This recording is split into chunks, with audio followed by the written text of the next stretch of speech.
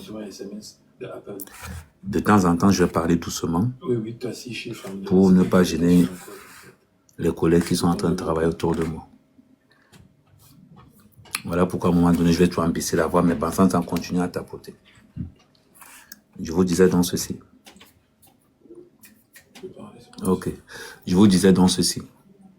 638. Quand tu n'as pas les papiers, on te considère comme un moins que rien. C'est pour ça. On te considère un moins que rien. Oui, quand tu n'as pas les papiers dans ce pays, bon, tu n'as pas d'honneur. On fait semblant de t'aimer en face. Derrière, on te tchakalise. Ok, super. Voilà ce qui m'a fait créer les 10 commandements d'un sans-papier. Je pense qu'il n'y a pas un blogueur plus puissant qu'Ahmed Kamé dans les réseaux sociaux pour vous parler du comportement d'un sans-papier. Étant sans-papier, je me suis marié 4 fois. La dernière, c'était la magie. J'ai épousé une assistante juridique divorcée. J'ai épousé une avocate, son père procureur. Parce que j'ai appliqué la méthode Ahmed Kamé. L'une des premières méthodes Ahmed Kamé, c'est ce qu'on va appeler la renaissance.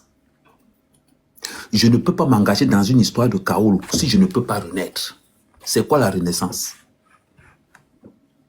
La renaissance, c'est la clé de tout ce qu'on peut entreprendre dans notre vie.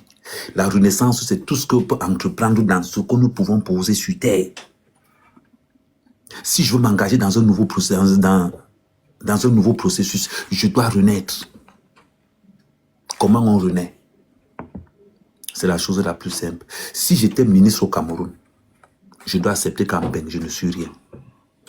Si j'étais directeur, homme d'affaires, pousseur Ben Sikino au pays, je dois accepter qu'ici en France, je ne suis rien. Je dois faire un bilan. Je renais à nouveau. Quand tu renais, tu ne connais personne. Quand ta mère t'accouche, à part son ventre, tu n'as pas d'amis. Un bon sans-papier, c'est un sans-papier qui n'a pas d'amis. Un bon sans-papier, c'est un sans-papier qui n'a pas de confident.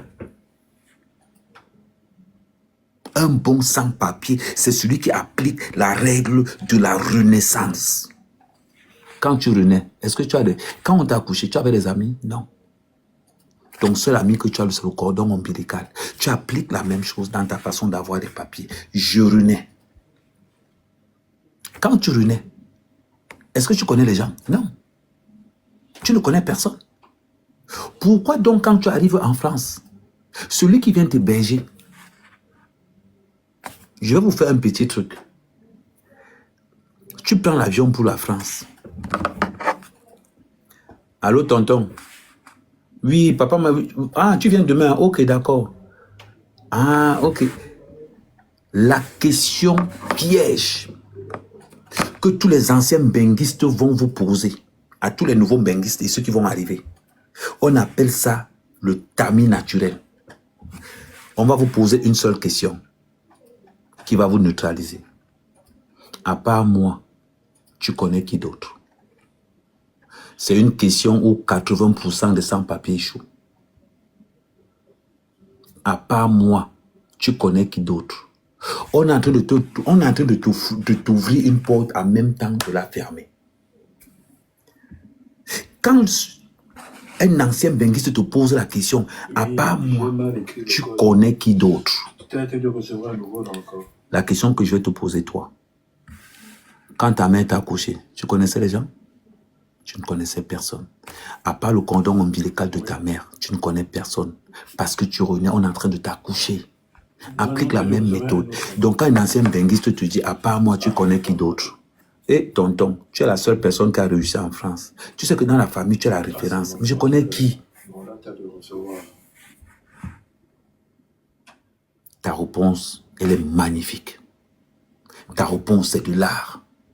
Parce qu'avec la réponse, ou bien quand c'est ton ami, quand ton ami te pose la question, à part moi, tu connais qui d'autre? Mais, grand Théo, tu es le boss du quad ici. Ah, non, qui a pas toi, maman. Tu as la référence au quad. Je connais qui? Qu'est-ce qui va se passer? Bon, je vais un truc, je te rappelle. Il va te prendre. Okay. Parce que tu viens de naître, tu ne connais personne. Il viendra t'accueillir à l'aéroport. Il viendra t'accueillir à l'aéroport. Parce que vous ne savez pas pourquoi les anciens benguistes vous posent toujours cette question-là. On appelle cette question-là le tamis naturel. À part moi, tu connais qui d'autre? La première règle d'un sans-papier, c'est la renaissance. Qu'est-ce qui va donc se passer? Un ancien benguiste. Oui, à part moi, tu connais qui d'autre? Oh, tonton, tu connais le frère de Sam, celui qui habitait, lui, il est en France même, il est dans, je ne sais même pas quoi. À part lui-même, tu connais le gars qui était, oui, je connais aussi celui-là. Oui, je connais aussi celui-là. Périka, tu viens de tuer ton ben. Tu n'es même pas encore en ben. Tu es en train d'aller prendre l'avion en Simaline. C'est quand tu vas arriver à Roissy que personne ne va venir te chercher. Pourquoi? Parce que en même temps, tu viens de le démontrer par A plus B que il doit fuir. Ce que vous ne savez jamais, vous les bousailleurs, les anciens benguistes ont ce qu'on appelle le culte de la vie privée. Les anciens benguistes sont des menteurs professionnels. Ce sont des gars qui mentent comme ils respirent. Ils sont agents de sécurité. Ils vous mentent qu'ils sont chefs d'entreprise. Ils font le ménage ici, là. Regardez, par exemple, là, je suis dans le bureau, c'est un des bureaux de boss. Il va venir faire le ménage, il filme comme quoi il est dans un bureau, il prend les photos là, il nous envoie les photos au Cameroun en Afrique, que lui il est en train de, il est dans un bureau, pourtant que son work c'est le ménage. Les anciens benguistes ont le culte du secret. Quand tu dis à un ancien benguiste, oh tonton, à part toi, je ne connais personne d'autre, il va te prendre chez lui, parce que tu ne connais personne. Le temps qu'il te formate, pour que tu restes tranquille. Mais si tu dis que tu connais les gens, il ne va jamais venir te prendre. C'est très important ce qu'on appelle la renaissance. Dans la renaissance, il y a un code. Quand tu vois quelqu'un dire que, oh, je suis arrivé à l'aéroport, ils ont fui. Ils n'ont pas fui. Que les nouveaux benguistes arrêtent de dire que je suis arrivé à l'aéroport, il a fui. Ils n'ont jamais fui. C'est toi qui les as fait fuir. Comment quelqu'un vient te prendre chez lui? Tu connais tout le quartier. Tu ne vas même pas faire 2 jours celui que tout le quartier connaît sa vie privée, que tous les membres de la famille connaissent sa vie privée, parce que tu connais tellement les gens. Est-ce que vous avez compris maintenant la renaissance? La renaissance, c'est de se rendre compte qu'on renaît à nouveau, qu'on ne connaît personne. Un bousailleur n'a pas de confident. Un bousailleur n'a pas de confident. Tout le monde est nouveau pour un bousailleur. Tu viens d'arriver en Espagne, tu viens d'arriver en Italie, tu es arrivé à Roissy. Qu'est-ce que tu fais? Quand on te pose la question magique, est-ce que tu connais quelqu'un en Benji que je ne connais personne à part toi, Tara? Tu es le seul gars qui a réussi au quartier. Tonton, tu es la seule personne qui a réussi dans la famille. Voilà ce que tu dois répondre. Tu sais pourquoi tu dois répondre comme ça? Si vous voulez te garder pour 2 jours, il va te garder pour 1 semaine. Tu as 1 semaine pour démontrer dans la maison où on va te loger que tu es fort. Ton ben est dans tes mains. J'ai cherché des grands frères qui pouvaient me dire ce que je suis en train de vous dire là. Ils n'étaient pas là. Quand je vois les gens qui vous parlent des papiers ici, dans les cas, je vois les gars qui vous parlent des papiers. Quand je vois les gars qui vous parlent des papiers, je ris. Je m'en vais dans un panel, je vois comment on parle des sans-papiers, je ris. On vous raconte des bêtises. Chaque bousailleur est responsable de son kaoulou. L'avocat ne te servira à rien. Le destin de ton kaoulou se trouve entre tes mains. Le destin de ton kaoulou se trouve entre tes mains en appliquant les 10 commandements d'un sans-papier. Ton premier commandement, c'est la renaissance. Applique le commandement de la renaissance.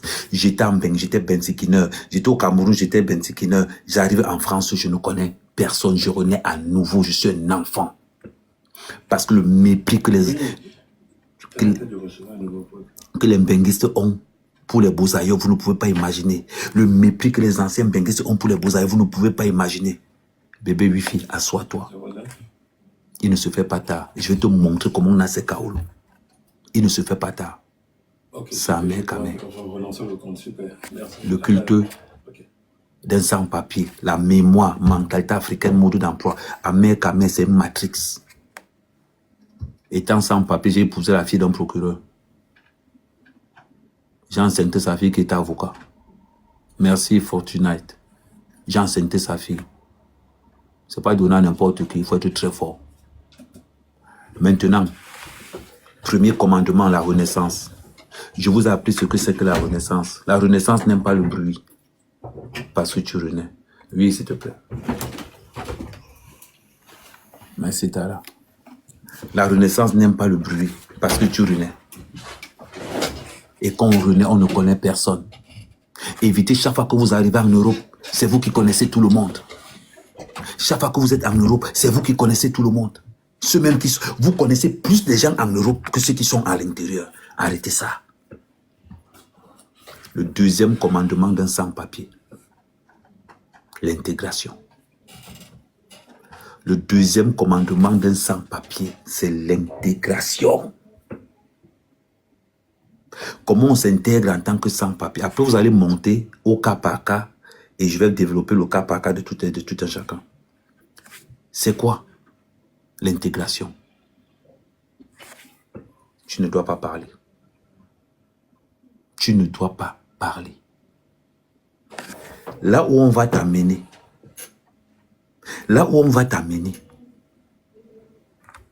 ne dis jamais que tu cherches des papiers. Quand tu viens d'arriver en Beng, ton but numéro 1, ce n'est pas les papiers. Si tu pars chercher les papiers en Beng, tu ne sais pas ce qui va se rentrer directement. Tu vas faire 10 ans, tu n'auras pas ça. Donc, quand on t'invite quelque part, quand ton ami t'amène chez lui, quand ton oncle t'amène chez lui, quand ta tante t'amène chez elle, reste concentré sur une chose, l'intégration. C'est quoi l'intégration? On va t'amener dans la maison. Observe. On doit t'héberger pendant une semaine. Mais les une semaine là, transformer ça en un mois. Comment est-ce qu'on transforme les une semaine en un mois? Quand les gens finissent de manger, tu te lèves, tu enlèves tout. Tu pars, tu gardes, tu nettoies tout, tu poses. Dans l'intégration, tu dois être le chiffon de la famille. Efficace pour nettoyer la maison, mais toujours rangé à côté de la poubelle. Tu dois être le torchon de la famille. Efficace pour ranger, pour nettoyer, mais toujours à côté de la poubelle. Comment est-ce que tu fais? Il y a un match de football. Demi-finale. Finale de la Champions League. Real de Madrid contre Manchester United. L'enfant a envie de regarder son dessin animé. Regarde le dessin animé là avec l'enfant là. Il rit, tu ris. Ne zappe pas. Tu trouves les enfants en train de regarder Pokémon. Toi-même regarde le Pokémon là. Il rit, tu ris. C'est le cœur. L'enfant finit de manger. Il laisse ses assiettes là. Viens enlever ça, tu nettoies, tu peux regarder. Beaucoup ont appelé ça la soumission. Non, je n'appelle pas ça la soumission. Je suis là pour une semaine. On est en train de m'observer. Je dois m'arranger à ce que je fasse 2 semaines dans la maison là.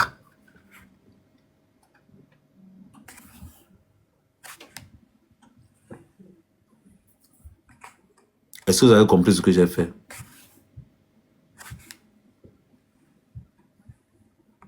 Je ne parle pas. Je ne vois pas. Et je n'entends pas. Tout ce qui se passe dans cette maison, je ne vois pas. Tout ce qui se passe dans cette maison, je n'entends pas. Tout ce qui se passe dans cette maison, je ne parle pas.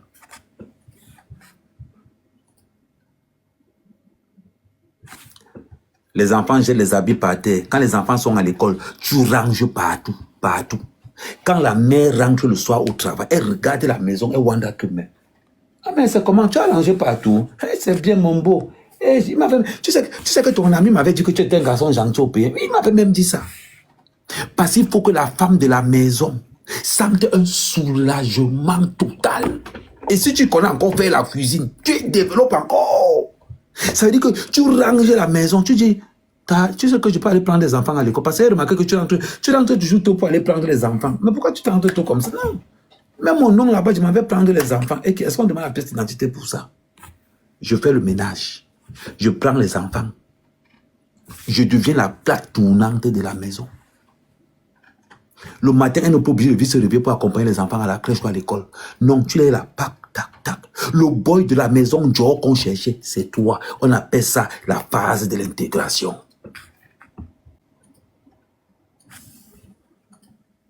Tu as compris? La phase de l'intégration. C'est comme ça qu'on appelle cette phase-là. Un avocat ne te donnera jamais les papiers.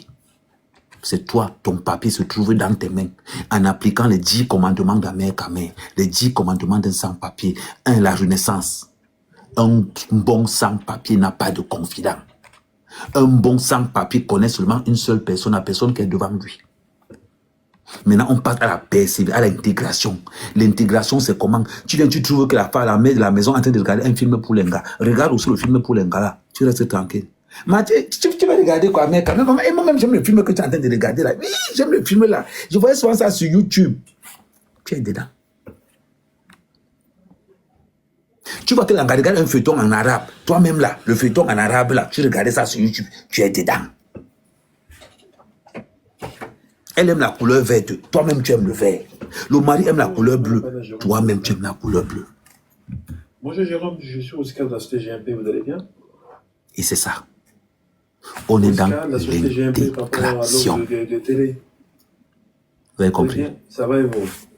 On va continuer. Deuxième On peut se phase. rappeler plus tard si vous voulez. Ou demain? Tapoter, ça devient intéressant. Je vous ai dit, D'accord, super. je vais sauver beaucoup parmi vous. Ok. Vos caoles ne se trouvent pas dans les mains de vos avocats.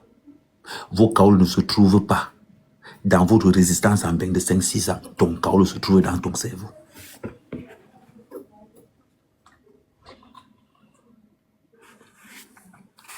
Est-ce que vous avez compris? Continuez à tapoter. Non, donc, moi, tu peux toquer. Après, vous allez monter. Continuez à tapoter, vous allez voir. C'est tout, c'est rien, ça. Donc, vous comprenez donc que dans l'intégration, le matin, avant que ton ami aille travailler, tu nettoies sa voiture, tu passes l'aspirateur partout. Tu es le boy de la maison. C'est comme ça que tu dois faire. Ils t'ont pris pour une semaine. On va se retrouver que tu es déjà dans Ça va. 2 Je vais semaines poser une petite question. à cause de ton À côté de comportement. chez vous, il y a une supermarché où Maintenant, je sais pas. dans l'intégration se cache la On fait persévérance. les livraisons. Parce qu'en fait, Dans l'intégration se cache la persévérance. C'est dans la persévérance que tu vas voir toutes les couleurs. Et en fait, on les faisait. C'est dans la persévérance que tu vas lire. Quand on dit persévérance, renaissance, intégration, persévérance. C'est dans la persévérance que tout le monde démissionne.